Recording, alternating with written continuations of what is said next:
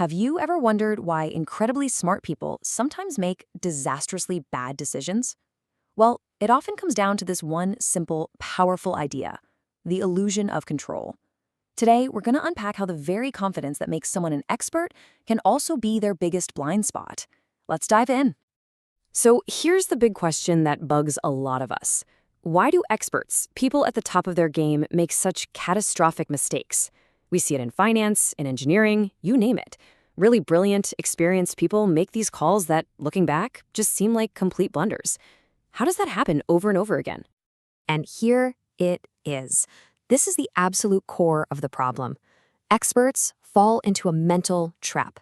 They start treating something that is fundamentally unknowable, what we call uncertainty, as if it's just another problem to be managed or a simple risk. They completely misread the situation, and that single mistake is where everything starts to unravel. To really get a handle on this, we've got to be crystal clear about these two words, risk and uncertainty. They might sound like they mean the same thing, but in the world of decision-making, believe me, they are universes apart.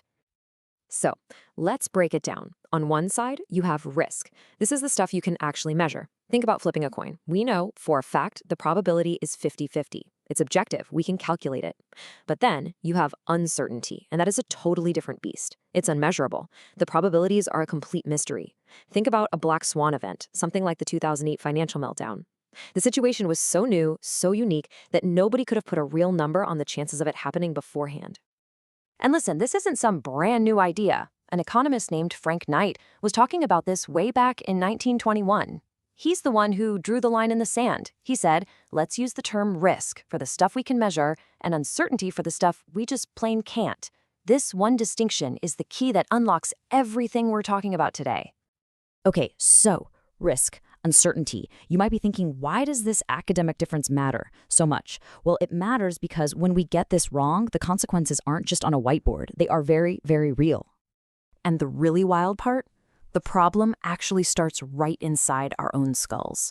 See, even with years of knowledge, our brains are hardwired with these little glitches, cognitive biases, that can totally warp our judgment. They make us feel like we're in the driver's seat, even when we're just passengers along for a wild ride. And there's a whole list of these tricky biases. You've got overconfidence, which makes us think we're better than we are. Confirmation bias, where we only look for proof that we're right. But the big one for our discussion is the illusion of control. That's the one that whispers in our ear, telling us we can steer things that are completely up to chance. All these biases gang up on an expert and trick them into seeing uncertainty as just another risk. Need a perfect example? Look no further than the 2008 financial crisis. You had bankers with these unbelievably complex computer models designed to manage risk. The problem was, those models were built on data from the past. They couldn't possibly account for the true, deep uncertainty of a completely new, globally connected financial system.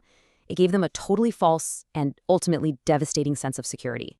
Or how about the classic story of the Tacoma Narrows Bridge? The engineers were the best in the business, but they were way too confident in their old designs. They totally failed to consider the uncertainty of how wind would behave with their new, super slender bridge. It was a fatal miscalculation because they just didn't know what they didn't know about aerodynamics. And this stuff doesn't just happen with big financial systems or bridges. Think about it on a more personal level. An experienced doctor sees a set of symptoms. 99% of the time, that experience points them to the right common illness. But that same expertise can create a kind of tunnel vision, causing them to completely miss a rare, uncertain condition that doesn't fit the usual pattern. Their own expertise becomes a blinder. So, if our own minds are basically set up to betray us in these situations, what are we supposed to do? How do we find our way through? Well, thankfully, there's a solution, and it's a simple but really powerful framework. Think of it as a map for making better decisions. And the beautiful thing about this tool is just how simple it is. It's just a 2x2 grid, and it helps you figure out what kind of situation you're in by just looking at two critical factors. So the first axis, the one going side to side, it's all about the event itself. It asks one basic question. Are the odds known here, or are they a complete mystery? In other words, are we playing with risk, or are we staring into the face of uncertainty? All right, then you've got the second axis, the one going up and down. This one is all about the human element. It's about you, the decision maker. How much do you actually know about the situation? Is your expertise high or is it low? Now, when you put these two axes together, you get these four distinct quadrants. Each box describes a totally different kind of decision-making playground. Let's walk through them. Let's start with quadrant 1. This is the sweet spot.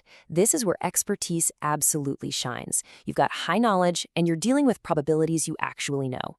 Think of an airline pilot running through a standard pre-flight checklist. This is where risk management works perfectly. But then you have quadrant 3. And this, right here, is the danger zone we've been talking about. This is where an expert, someone with a ton of knowledge, faces a situation where the probabilities are unknown. But because of overconfidence and all those biases, they act like they're still in quadrant 1. They use the wrong tools for the job and create that incredibly dangerous illusion of control. And finally, there is quadrant 4. This is when you have low knowledge and you're facing unknown probabilities. You're basically flying blind. This is the most vulnerable place to be, and the only smart move here is humility. You have to admit what you don't know and bring in people with different perspectives before you make a move. So, what does this all mean for us? What's the big lesson here? How can we actually use this map to avoid falling into the traps our own confidence sets for us? If you remember just one thing from all of this, let it be this. Your expertise is amazing for managing measurable risk. It's what you've trained for. But that exact same expertise can become a giant blind spot when you're up against true, unmeasurable uncertainty. So here's a simple playbook for making better decisions. First, always stop and ask, am I dealing with a risk I can calculate or an uncertainty I can't? Second, check yourself. Am I being a little too confident here? Could a bias be clouding my judgment? Third, figure out where you are in that matrix. And fourth, adapt your strategy. If you realize you're in an uncertainty quadrant, you have to challenge all your assumptions and get outside opinions, period. And that's really the power of this framework. It's not about saying expertise is bad. Not at all. It's about making expertise smarter.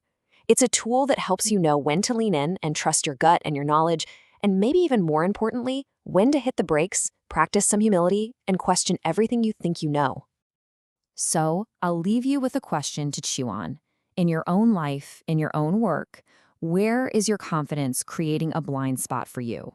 Because just identifying that spot is the first crucial step toward making a much, much better decision. Thanks for watching.